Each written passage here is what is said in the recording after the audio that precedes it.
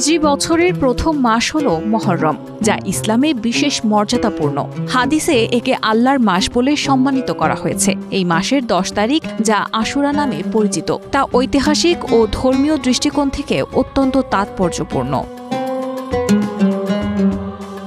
এই দিনে রোজা রাখার বিশেষ গুরুত্ব রয়েছে।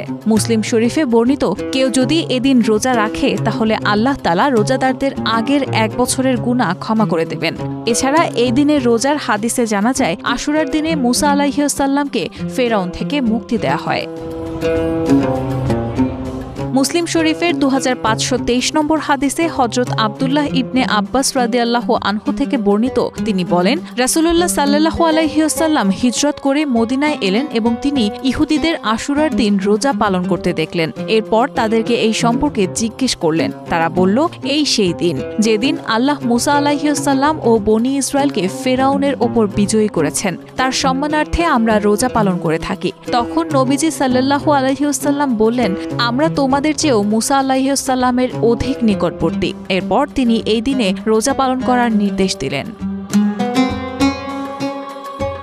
আশুরার দিনে ফেরাউনকে পানিতে ডুবিয়ে ধ্বংস করা হয়েছিল, এই কথা সহিহ হাদিস থেকে প্রমাণিত। তবে হাদিসের বিভিন্ন কিতাবে আশুরার দিনে আরও কিছু গুরুত্বপূর্ণ ঘটনার উল্লেখ পাওয়া যায়, যেগুলো প্রসিদ্ধ হলেও হাদিস বিশারদদের মতে সেগুলোর সূত্র নির্ভরযোগ্য নয়।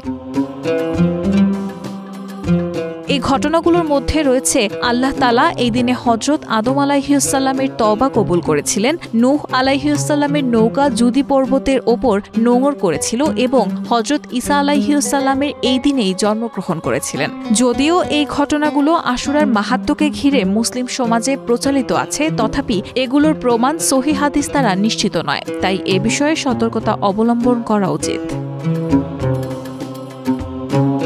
আশুরার দিন কিয়ামত সংঘটিত হবে, এই কথা মুসলিম সমাজে প্রচলিত থাকলেও এর কোনো ভিত্তি সহিহ হাদিসে পাওয়া যায় না। কিতাবুল মাওদুয়াতের 2য় খণ্ডের 202-এ লেখা আছে, যে বর্ণনায় আশুরার দিন কিয়ামত হওয়ার কথা এসেছে তা হাদিস বিশারদদের সিদ্ধান্ত অনুযায়ী ভিত্তিহীন জাল। এছাড়া তিরমিজি শরীফ 2য় খণ্ডের 362 নম্বর হাদিসে প্রামাণ্যভাবে বর্ণিত হয়েছে, তবে জুমার দিন কিয়ামত সংঘটিত হওয়ার কথা নির্ভরযোগ্য সূত্রে হাদিসে এসেছে। আশুরার দিনের একটি অত্যন্ত শোকাবহ ও হৃদয় বিদারক ঘটনা হল, ইরাকের কারবালার প্রান্তরে নবী করিম সাল্লাল্লাহু আলাইহি ওয়াসাল্লামের প্রিয় দৌহিত্র হযরত হুসাইন রাদিয়াল্লাহু আনহুর শাহাদাত। সত্য ও ন্যায়ের পক্ষে অবস্থান নেওয়ার কারণে তিনি ইয়াজিদের সেনাবাহিনীর হাতে নির্মমভাবে শহীদ হন। এই মর্মান্তিক ঘটনা মুসলিম জাতির ইতিহাসে এক গভীর বেদনার দিন হিসেবে চিহ্নিত হয়ে আছে, যা আজও মুসলিমদের অন্তরে শোকের স্মৃতি হয়ে বেঁচে আছে। রায়হানা মুন, প্রবাস খবর।